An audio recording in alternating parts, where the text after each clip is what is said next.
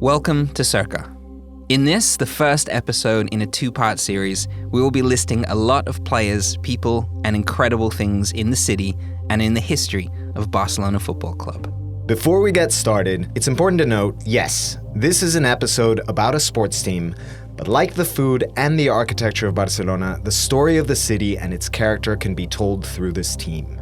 This is an episode about how passion can change a place, and nothing in Barcelona inspires more passion than its football team. There are many sporting places, monuments, sites, and experiences here, so we're going to tell you a lot, but don't worry. There will be maps, notes, and info on the places mentioned in these guide episodes in the Cerca app. So whether you're in Barcelona to see Barca play, or would just like to learn all about a place in a sporting history that shaped the city, welcome. This is what we do. So just sit back, put your headphones on, and enjoy the ride. Visca Barça.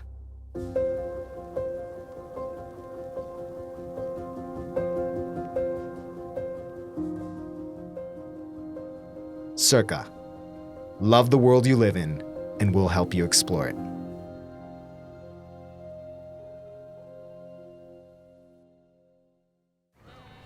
It's 9 p.m, anywhere in Barcelona.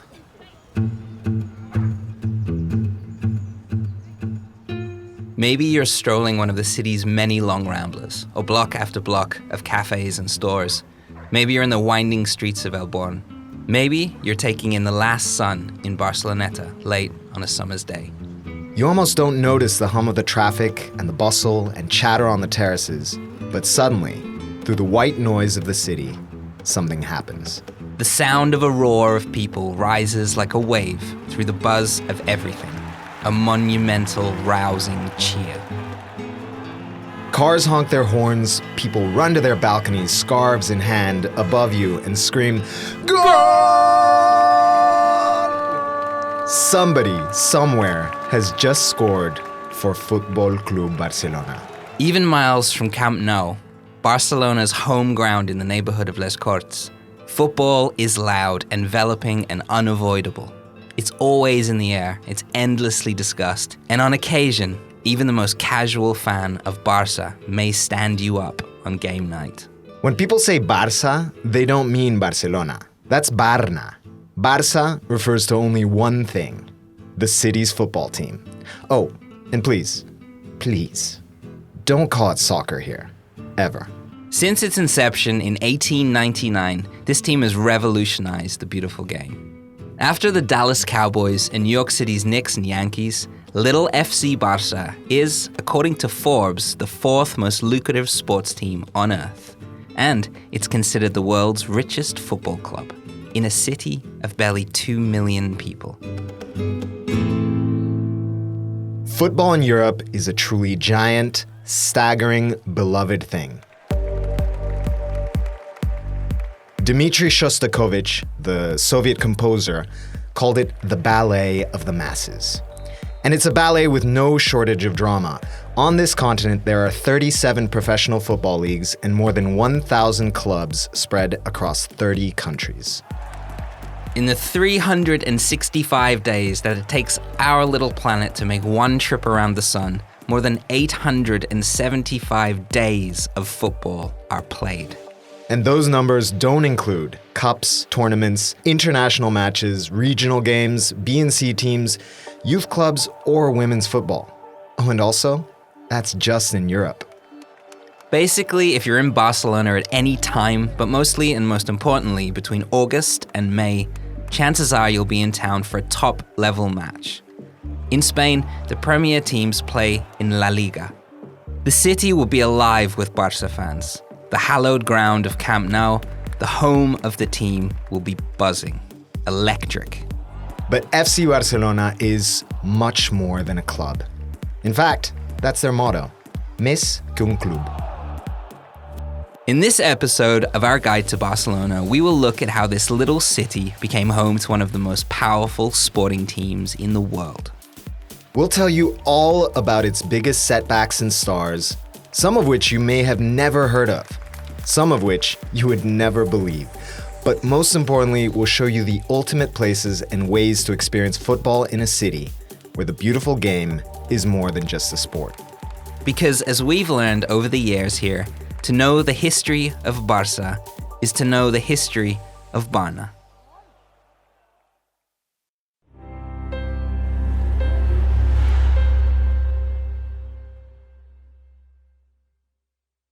Hans Gamper and the humble beginnings of Barça. It's 1898, and it's an insane year for Spain. The country was at an all-time low. A peace deal was in the works with the United States to end the American-Spanish War, a deal which would end 400 years of Spanish presence in the Americas. Its once vast overseas empire would be toppled. Cuba became independent. Puerto Rico and Guam were handed over to the United States, and then the Philippines Islands were bought from Spain for $20 million. The 1st of January, 1899. Spain may have lost its empire, but Barcelona was, at the time, the country's fastest-growing industrial city. It had become a major player in the textile industry, and its ever-expanding ports saw the city doing good business. But it was also under heavy construction. The creation of the Eixample district was underway, a huge plan to join together the port city with Villagracia to the east by building a controversial city block system which would absorb the towns around the walled city. A walled city which was growing increasingly intense and filled with disease. Despite the conditions, the population of Barcelona was growing at an unprecedented rate. Entrepreneurs and wheelers and dealers arrived to the city in droves. One such wide-eyed businessman was a 22-year-old Hans Gamper. A tall, handsome figure, wide-shouldered and clean-shaven. A lover of all sports, a keen cyclist and runner, and already a known entity and a great player in his real passion, football. He stopped in Barcelona en route to see his uncle on the way to Africa to open a sugar trading company. But Barcelona captivated Gamper, and he never left. In the boom, industry, art, and opportunity seemed just around the corner. But something else also caught his eye. Barcelona had no football club. The game had been brought by English tradesmen and sailors to Spain almost a decade earlier, and it was very slowly gaining popularity as a spectator sport. The first organized match of football was in fact played in Seville on March the 8th, 1890, at the Tablada Hippodrome. Recreativo de Huelva played a mixed team of workers from a nearby waterworks. Around 1,000 people watched. Even 9 years later, there were no official cups or competitions.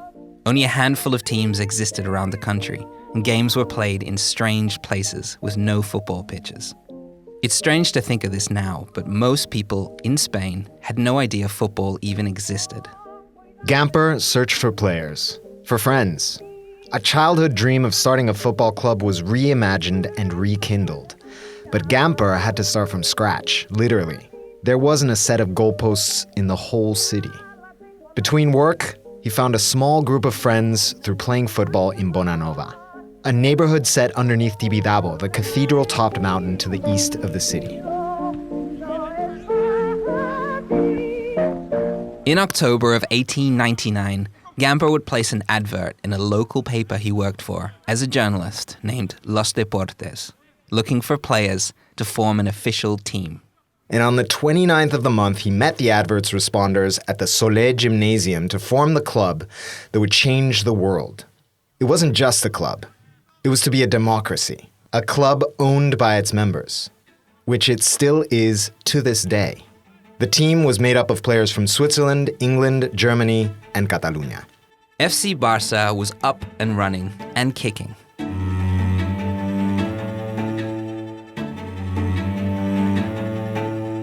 Soon to join were the Whitty brothers, Arthur and Ernest, who had played tennis with Gamper.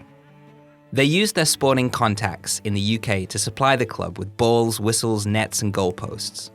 Legend also has it that the brothers imported their old rugby team's colours to the club's now infamous kit and flag, the Blaugrana.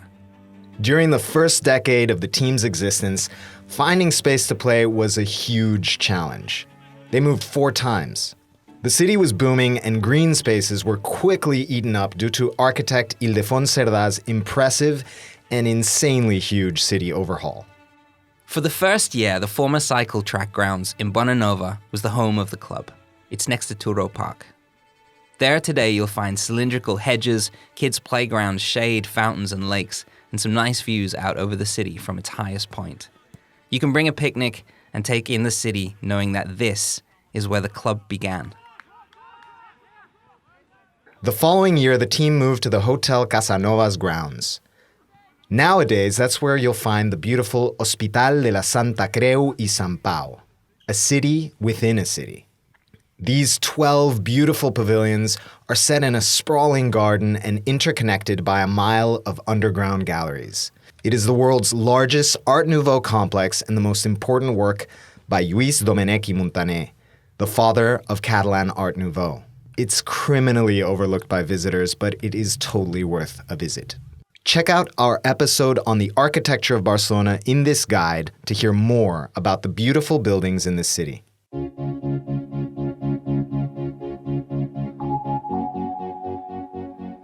It's 1902. England's Football League, now the Premier League, was in its 15th season. Sheffield Wednesday beat Aston Villa by one measly point to take the championship. This is the same year Barça won its first major trophy, the Copa Macaya. In a few short years, the team had started to make a name for themselves. The sport's popularity was growing, and that year, Real Madrid were founded, Barcelona's sporting nemesis to be. But more on that later. Back to Hans and Barcelona. Hans Gamper played 51 games for FC Barcelona between 1899 and 1903, and he scored over 100 goals. He would end up being club president at 5 different times in his life, steering and supporting it both on and off the field. By 1908, he was a fluent Catalan speaker, going by his adopted name, Joan, and he had moved into the role of club president for the first time. Although the team was doing well and their support was growing, they had serious financial worries and debts, a problem which would continue to plague the club. Gamper turned on his charm and got help and money from local businesses to move to the 2,000-capacity Camp de la Industria. It was at 224 Calle Viladomat in the Eixample district. Between 1908 and 1916, the seating grew to 6,000, but more and more fans kept coming. The place was well over capacity every match. So much so, the supporters would be sitting on the wall surrounding the ground, hoping to get a glimpse of the game. Passers-by were treated to lines and lines of people's asses peering over the edge of the wall. Barça fans garnered the nickname culés in Catalan, the asses. Proudly, they are still called that to this day. Around this time, the official language of FC Barça moved from Spanish to Catalan, and with regional pride swelling for the team in Catalunya, Gamper pushed for more club members. Barça boomed. The president signed a 15-year-old football genius named Paulino Alcántara. You may not recognize his name, but he held the club's goal-scoring record until a little-known player called Leo Messi took it from him in 2014. But we'll get to that. Back in 1917, Gamper brought in Jack Greenwell, a Brit, as manager. Along with Alcántara, they signed Ricardo Zamora, Josep Samitier, Felix Sesumaga, and Franz Platko. The 4 of them went on to become all-time club legends. During this period, Barcelona won 11 Campionats de Catalunya, 6 Copa del Rey trophies, and 4 Coupe de Pyrénées. And by 1922, they had more than 20,000 members. Once again, a new stadium was needed.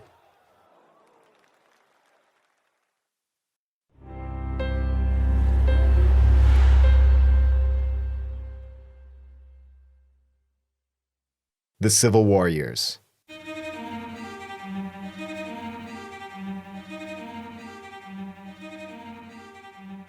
Les Corts, a then underdeveloped district to the east of the city, had the space that the club needed for the new stadium. In 1922, the area was just old macias. Those are traditional Catalan farmhouses and fields. If you go there now, It's a pretty imposing financial district with a bunch of good hotels, wide boulevards, restaurants, and shopping malls scattered between banks and gardens. And of course, the Camp Nou, the home ground of modern-day Barça. Les Corts has the city's two biggest maternity hospitals, La Maternidad and Deseos, and has one of the city's most important cemeteries, where many of the club's former players now rest. Camp Nou sits right in the middle. For this reason, it's often joked that Barça play between life and death. They have done that in this neighborhood of Les Corts for more than 100 years.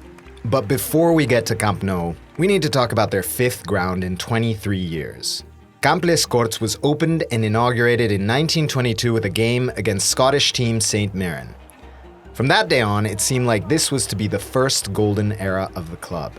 Barcelona was thought of at that time to be the most turbulent city in the Mediterranean. It was still overcrowded, but still somehow booming. Musical theatre and cabaret had arrived, and Avinguda Paral·lel, Barcelona's Broadway on the edge of the Raval, was then the most debaucherous place in the city, if not the country. The time and the circumstances brought exceptional artistic and architectural creativity. The 1920s saw the first of the Sagrada Familia's cathedral spires reach up into the sky. Pablo Picasso, Salvador Dalí, and Joan Miró were all in Barcelona after their time in Paris. They would of course go on to dazzle Spanish and international art lovers.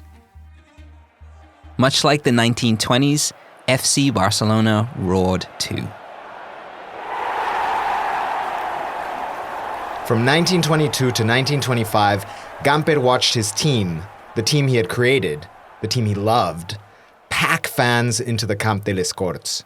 So much so that the stadium needed expanding. Again. Meanwhile, in Madrid, the man in charge was Miguel Primo de Rivera, an aristocratic, mustachioed dictator who believed his politicians had ruined the country and that they should be abolished. Why do these dudes always have mustaches? Though his slogan was country, religion, monarchy, his utter incompetence with people from each of those categories saw tensions in Spain flare. His son, José, later founded the Fascist Party of Spain, which would ultimately lead to the rise of Francisco Franco and the Spanish Civil War in 1936. This is just a tiny setup for what would be one of the most horrific chapters in the country's history. While you're here, if you want to learn more about the region's past, you can do so for free at the Catalan History Museum on the port near Barceloneta. And be sure to check out our episode on the city during the Civil War in this guide.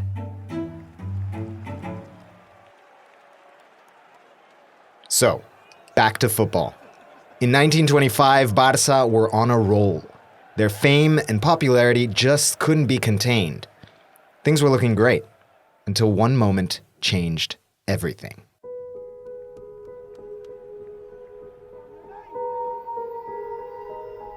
The tensions between Spain and Catalonia were heating up. The region's language was being stifled by Primo's Spain. Barcelona's famed architect Gaudí had recently been beaten by police at a demonstration for speaking Catalan.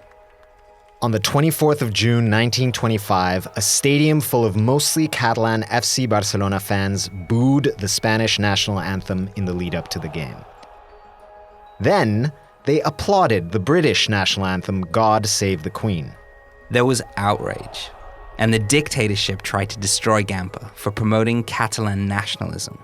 Les Corts Stadium was closed for 6 months as punishment, and Gamper was forced out.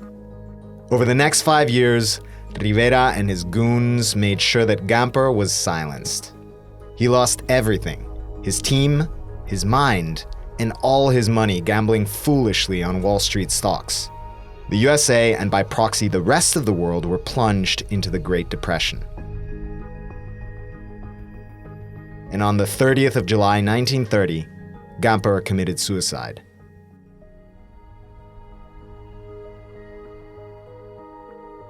Just like that, the man who built Barça was gone. 2 years later, in October 1932, the team's official newsletter contained these words: Our club's popularity undeniably includes elements that are not related to sport. The club was always committed to social, political, and cultural reform. The organization itself was legally classified not as a sports team, but as a, quote, cultural and sporting association. Often the motto sport and citizenship was bandied about too. The Catalan independence movement, which is still fighting for secession from Spain now, gets mixed up with the fans of the team. Politics and football are forever intertwined, and there's a reason for that.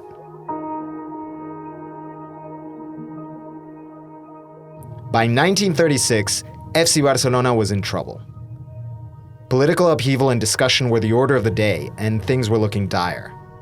Football struggled to draw crowds, and club members had dropped from nearly 20,000 at their peak in the late 20s down to a measly 5,000.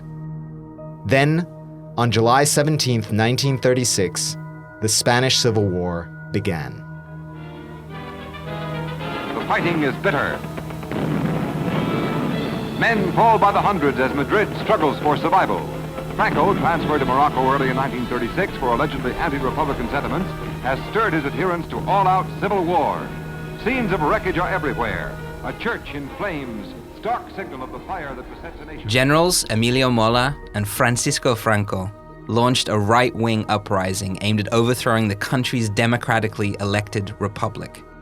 The coup failed, and the war began.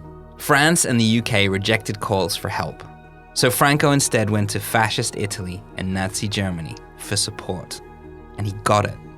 In hindsight, for most of the world, the Spanish Civil War looked like a test run for World War II.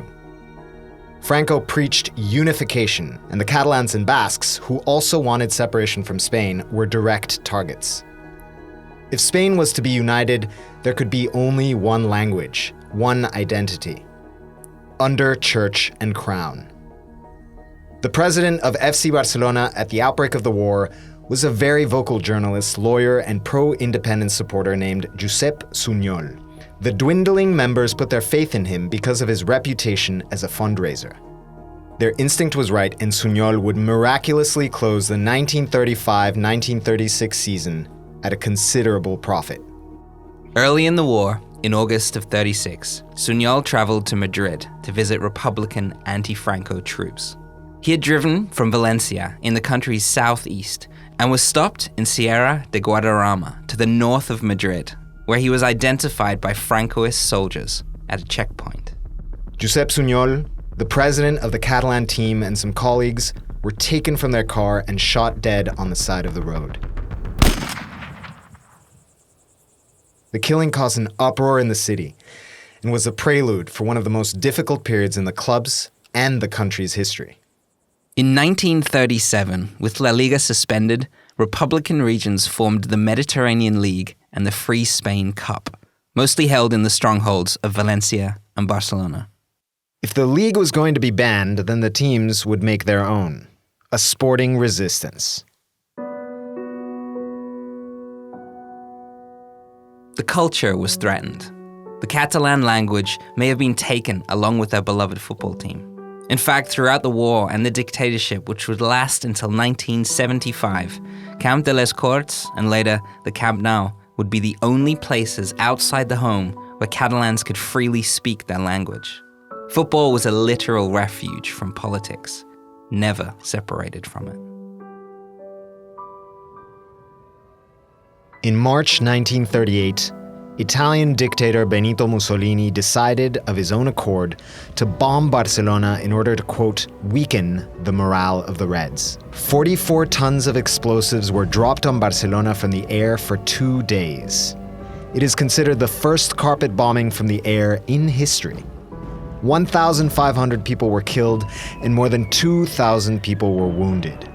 No military targets were chosen.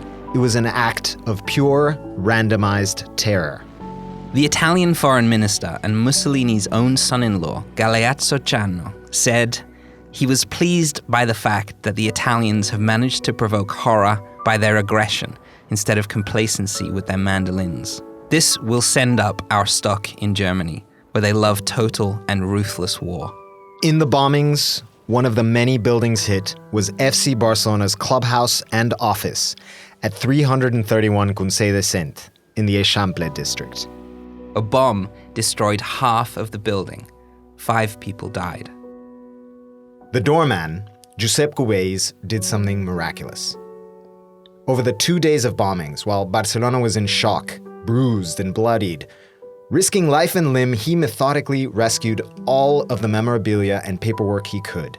Along with everything he pulled from the rubble were the pieces of almost 300 trophies and medals won by the club. Cubells, the doorman, never scored for Barca. He never saved a penalty, but he single-handedly saved more than 40 years of history for one of the greatest football teams in history. Recently, the pieces of the trophies that Cubells salvaged were melted down to form one trophy, called Everyone's Cup. And you can see it in the Barcelona FC Museum at Camp Nou in Les Corts. In many ways, it's the most beautiful cup in the building. Oh, and in case you were wondering, after the bombing, and although the team had been forced to change their name to a Spanish translation, removed their language and the Catalan flag from their crest, the football never stopped. 11 days after the bombing, Barcelona whooped Manresa 10-1 in the Catalan League. Not even a civil war could stop the beautiful game. Almost exactly a year later, in March of '39, Franco took Madrid, after capturing Asturias and the Basque Country and Catalonia. The war was over, but the Franco dictatorship began.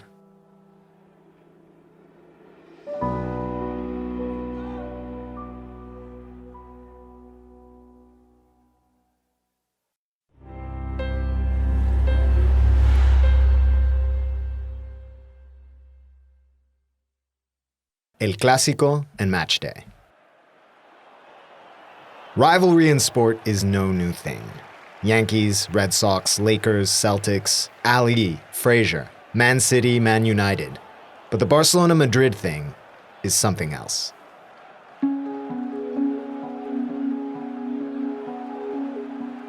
The biggest rivalry in football took a while to heat up, but the Civil War intensified this clash almost beyond sanity. This rivalry, these games, they're called El Clásico. La Copa del Rey, or the King's Cup, is the most fierce tournament in the country. It's considered the most prestigious in the sport, and when Barca plays Real Madrid in this cup, it's a sight to see. And the game that cemented the clash of these titans was in 1943, and it was a doozy. Politics and sport would be forever linked. The Madrid team arrives in Barcelona with tensions at an all-time high. The reception from the culés, the Catalan fans, was not friendly. The fact that the cup had been renamed the General's Cup in honor of Franco probably didn't help.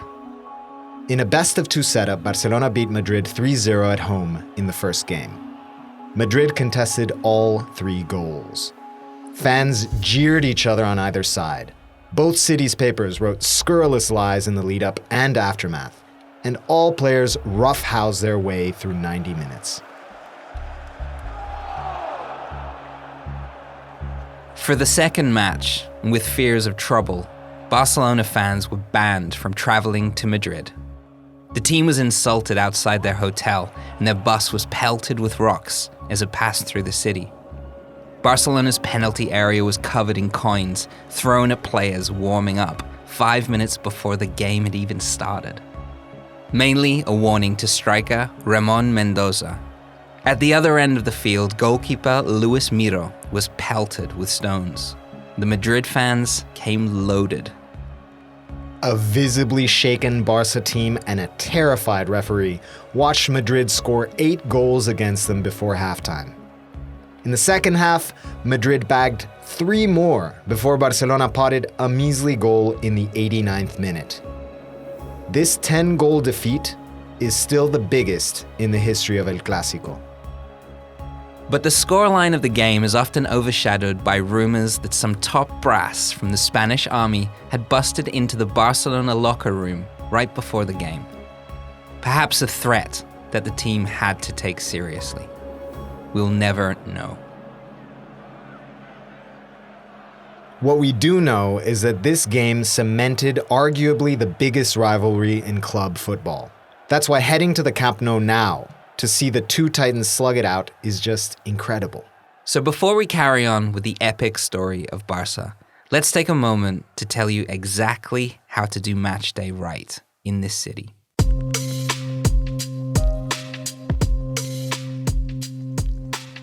FC Barcelona's home ground since 1957 is currently the largest stadium in Europe at just under 100,000 capacity. A regular La Liga game at Camp Nou can be as little as €30 for the cheap seats.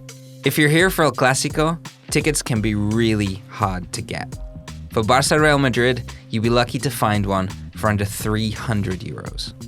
If you can't get a ticket but are still raring for a serious matchup, matches against local rival Espanyol can be just as electric. A good tip for a cheaper ticket is to avoid being up high on the halfway line for a good view of the game and get a ticket right behind the goals with the lunatic culés. Those are Barcelona's most die-hard fans. You can try your luck at the official FC Barcelona site. Book in advance, online. Keep in mind that most games are played Wednesday and Sunday, but can sometimes be moved a day back or a day forward. Keep your eye on any changes in the run-up to match day at laliga.es. Get to the ground early and soak in the obsession of the fans. There's a full block of shopping and attractions inside the gate, plus an excellent official shop for all your Barca souvenirs. Or book a ticket to the Barcelona FC Museum on the day of the game and take it easy till kickoff. A tour of the museum and the stadium is around €25. You can also get the VIP treatment for $120. With this, you'll experience the locker rooms, get on the pitch, have pro photos of your tour taken, and take home a personalized Barca shirt. Head to Travesera de les Corts for a pre-game snack and beer. There are tons of places to eat. Just look for where the locals are. Don't worry, you'll see them. Head in and find your seat early. The atmosphere in Camp Nou for these games is buzzing, and the feeling as the crowd grows is goosebump-inducing. I took my dad to a game a few years ago, and we saw Messi score a hat-trick. It can be an expensive day, but experiencing something like that is a once-in-a-lifetime moment. But don't worry, if you're unlucky on the ticket front, we've got you covered. There are some great places to sit with the people and watch the game in the streets and bars of the city. There's almost nothing that will make you feel more like a local than watching Barca play with a bar full of fans. The classic is Barrio Part in the neighborhood of Sants.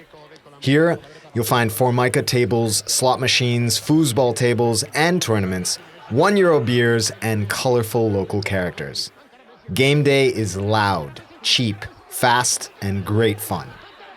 A surreal legend claims that Barney from The Simpsons left Moe's in Springfield to drink here.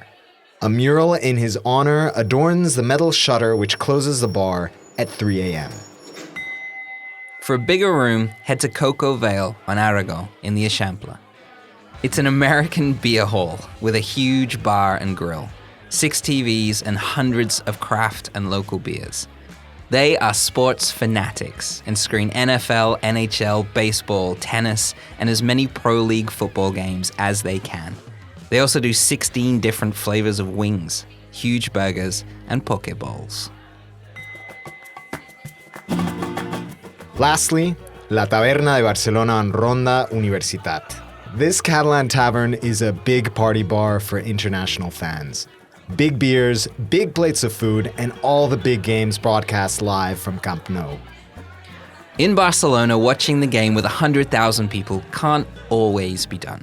But if you do find yourself inside Camp Nou, it's worth remembering that the player who necessitated the building of this place, the continent's biggest stadium, has one of the greatest stories of any football player in history.